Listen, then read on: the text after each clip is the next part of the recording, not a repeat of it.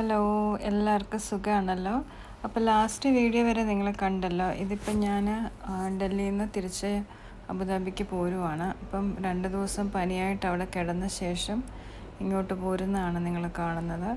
അപ്പോൾ ഭയങ്കര ടയേർഡായിരുന്നു. 2 days full അവിടെ കിടന്നു പോയി. അത് കഴിഞ്ഞ് പിന്നെ ഞങ്ങൾ ഓൾറെഡി ടിക്കറ്റ് ബുക്ക് ചെയ്തിരുന്നു ഇങ്ങോട്ട് പോരാനായിട്ട്. അപ്പം ഞാനും അച്ഛനും ഇങ്ങോട്ട് പോന്നു. അതിന് മുമ്പായിട്ട് മോൻ്റെ ഫ്ലൈറ്റും അത് ഞങ്ങൾ പോകുന്ന കഴിഞ്ഞിട്ടായിരുന്നു അവൻ്റെ ഫ്ലൈറ്റ്. അപ്പോൾ അവന് അതനുസരിച്ചിട്ട് അവിടെ നിന്ന് പോകാമെന്ന് വെച്ചിരിക്കുന്നു.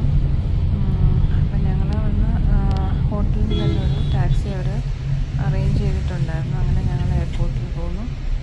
മോനുമായിട്ട് അവൻ്റെ ഫ്രണ്ടിൻ്റെ വീട്ടിൽ പോയിട്ട് രാത്രിയിലായിരുന്നു അവൻ്റെ ഫ്ലൈറ്റ് ഹൈദരാബാദിന്. പിന്നെ വളരെ ടയേർഡായിട്ട് ഞാൻ എയർപോർട്ടിൽ നിൽക്കുന്നു. അങ്ങോട്ട് പോയപ്പോഴത്തെ ആ ഒരു ഉത്സാഹമൊന്നുമില്ല. കാരണം എന്താണെന്നറിയില്ല, ഭയങ്കര പനിയായിരുന്നു. ഒട്ടും എഴുന്നേൽക്കാനും വയ്യ, നേരെ നിൽക്കാൻ വയ്യ, അങ്ങനത്തെ ഒരു ഭയങ്കര ക്ഷീണമായിപ്പോയി. ഏതായാലും പോരണമല്ലോ എന്ന് വെച്ചിട്ട് ഞങ്ങൾ പോന്നു. അവിടെ നിന്നിട്ടും കാര്യമൊന്നുമില്ല. കാരണം എങ്ങോട്ടും പോകാനൊന്നുമുള്ള ഹെൽത്തൊന്നും ഒട്ടും ഉണ്ടായിരുന്നില്ല. അങ്ങനെ ഞങ്ങൾ ഒരു വിധത്തിൽ എയർപോർട്ടിലെത്തി. നമുക്ക് എന്താ പറയേണ്ടതെന്നറിയില്ല. ആ ഒരു ബുദ്ധിമുട്ട് എങ്ങനെയാണ് എക്സ്പ്രസ് ചെയ്യേണ്ടതെന്ന് അറിയത്തില്ല ശരിക്കും പറഞ്ഞാൽ. എന്താണ് ഞങ്ങൾ ഡൽഹി ബാക്കിയുള്ള ദിവസങ്ങൾ ഏറ്റവും അനുകൂലമായി പനിയുടെ ക്ഷീണമൊക്കെ കാരണം വിഷമിച്ചിരിക്കുകയാണ്. കൊണ്ടുവരാൻ കുറച്ച് സ്വീറ്റ്സ് ഞങ്ങളുടെ ഗേറ്റ് നമ്പർ 8B കുറച്ചങ്ങോട്ട് നടക്കണം. ഈ ഒരു ഷോപ്പിൽ കയറിയതാണ്.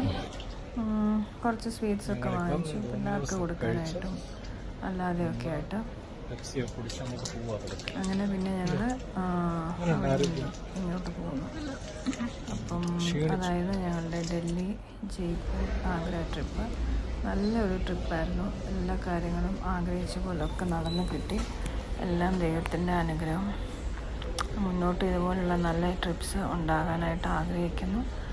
നിങ്ങൾ ഇതുപോലുള്ള യാത്രകൾ നോക്കി ചെയ്യണം. അത് നമുക്ക് ലൈഫിൽ ഭയങ്കര ഒരു എക്സ്പീരിയൻസ് ആയിരിക്കും. ട്രാവൽ ചെയ്യുമ്പോൾ ഒരുപാട് നല്ല എക്സ്പീരിയൻസ് നമുക്ക് കിട്ടും. അത് നമ്മൾ ഏതെങ്കിലും ഒരാൾ പറഞ്ഞാൽ കിട്ടുന്ന പോലെയുള്ള ഇതല്ല. അപ്പോൾ താങ്ക് യു സോ മച്ച്. അപ്പോൾ എൻ്റെ വീഡിയോ എല്ലാം സബ്സ്ക്രൈബ് ചെയ്യണം, ഫുള്ള് കാണണം, ഷെയർ ചെയ്യണം, കൂടുതൽ സപ്പോർട്ട് ചെയ്യണം. Thank you so much. By.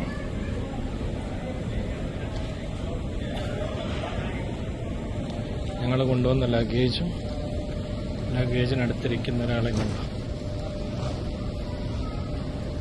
ഞങ്ങളുടെ ഉണ്ണിക്കുട്ടൻ ഡൽഹിയിൽ നിന്ന് ഫുള്ള് റാപ്പ് ചെയ്ത് നല്ല വൃത്തിയാക്കി തന്ന നല്ല സുഖമായിട്ട് ഇങ്ങനെ കൊണ്ടുവരും.